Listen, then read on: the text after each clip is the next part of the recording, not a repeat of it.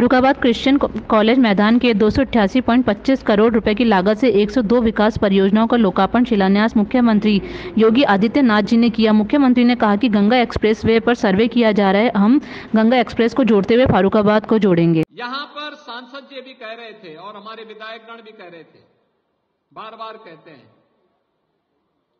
कि Ganga express way, और मैं आप सबसे कहने के लिए आया हूं, हमारा सर्वे का काम चल रहा है और फर्रुखाबाद होते हुए मां गंगा को जोड़ते हुए गंगा एक्सप्रेसवे फर्रुखाबाद को जरूर जोड़ेगी। उसके लिए हम लोग अपनी पहले भी कह चुके हैं कि कार्य होना है। फर्रुखाबाद वासियों को इसके लिए किसी के पास जाने की आवश्यकता नहीं है। डबल इंजन की सरकार डबल स्पीड से चलती है। जनप्रतिनिधिगण आपकी मेहनत करते हैं, प्रयास करते हैं और योजनाओं को आपकी जमीनी धरातल पर लेकर के आएंगे। 100 किलोमीटर का हम सर्वे का कार्य पूरा कर चुके हैं। हम लोग इसको गंगा एक्सप्रेस वे से लेकर के और बुंदेलखंड एक्सप्रेस वे तक जोड़ने की इस पूरी कार्य योजना को जमीनी धरातल पर उतारने के लिए बड़े कार्य योजना के साथ काम कर रहे हैं। फर्रुखाबाद आने वाले समय में कानपुर की तर्ज पर एक आधुनिक जनपद बनने की ओर तेजी के साथ अग्रसर होगा, कोई संदेह नहीं होना चाहिए। बहनों भाइयों, ये जनपद ने, जिस जनपद ने ब्रह्मदत्त द्विवेदी जी जैसे सपूत दिए हों, जिनका जीवन राष्ट्रवाद के लिए समर्पित था, और आप सब जानते हैं समाजवादी पार्टी के चीर हरण के दृश्य को बेनकाब करने वाला कोई एक भारत मां का लाल था तो वह थे इसी धरती के सपूत स्वर्गीय ब्रह्मदत्त द्विवेदी जी थे। उन लोगों ने उस समय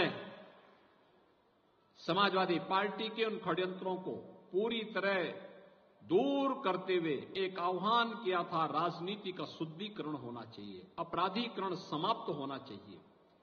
और बहनों भाइयों, मैं आभारी हूं आप सबका, आदरणीय प्रधानमंत्री जी का, प्रदेश की जनता जनार्दन का, कि हम लोगों ने प्रदेश की कानून व्यवस्था को आज ऐसा बना के रख दिया है कि पूरे देश के अंदर कानून का राज के बारे में जब चर्चा होती तो उत्तर प्रदेश की सब लोग चर्चा करते हैं।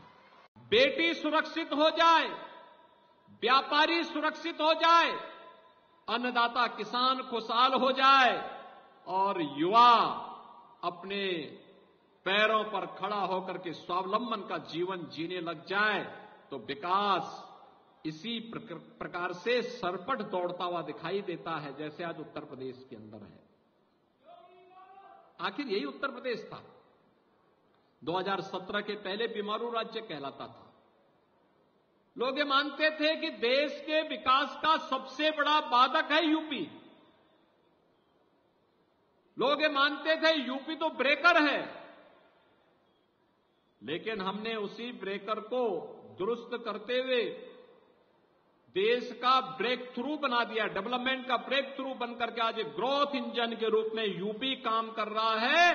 और यूपी कानून व्यवस्था के मामले में ही नहीं, अपने अन्नदाता किसानों के लिए भी बेहतरीन सुविधा देने वाला राज्य बनकर के उभरा है। आप सोचिए, उत्तर प्रदेश के बारे में पहले कौन चर्चा करता था?